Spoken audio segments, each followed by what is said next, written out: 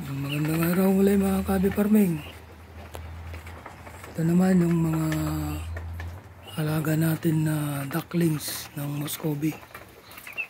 So ito, pinapakain natin sila mga Kabi Farming.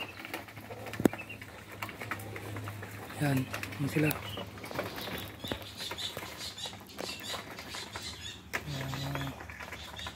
Bali ang pinapakain natin ay chick booster.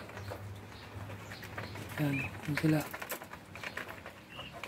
Bali 2 linggo na to mga Kabi Farming. Yung malaki ito na yun, magwa 1 month yung isang malaki. Saka yung mas maliit 3 weeks. Yung mas maliit na 3 weeks. Yung iba 2 weeks. So yan, parami natin sila. Yun naman yung dalawang kon natin, isang Rhode Island na rooster saka upgraded na native chicken.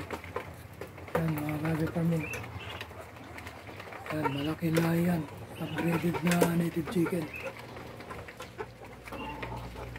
So i-crossbreed natin sa Rhode Island. Yan. So malapit na mangitlog yan, kaya pinapakain natin ng GMP4. Yan.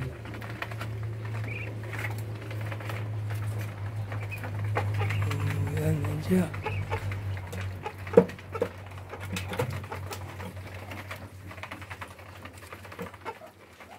Yung rooster natin yan, kaya yung ulit natin.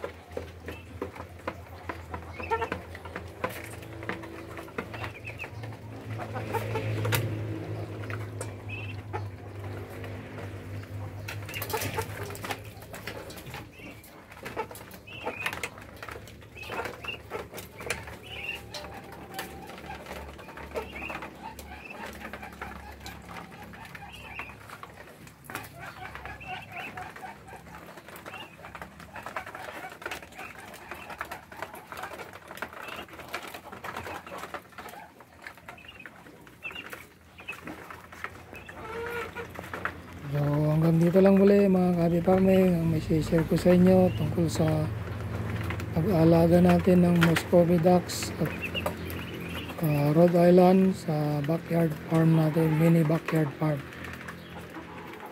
So yan sila. Kaya salamat sa pagtangkilik nyo ng aking mga video mga Kabi Farming, sa pag-like, comment and subscribe. Salamat po. Hanggang sa muli. Bye bye and God bless to all.